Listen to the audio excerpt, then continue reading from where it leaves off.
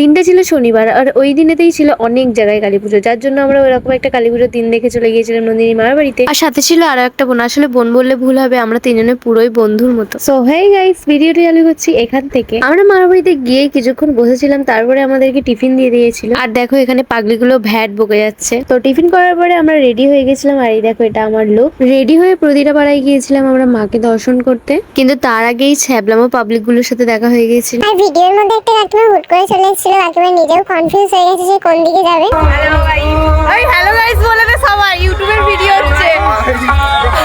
কেউ লাইক করবে না, কেউ সাবস্ক্রাইব করবে না, সবাই চ্যানেলটাকে রিপোর্ট মেরে মেরে আরো 12টা বাজিয়ে দেবে।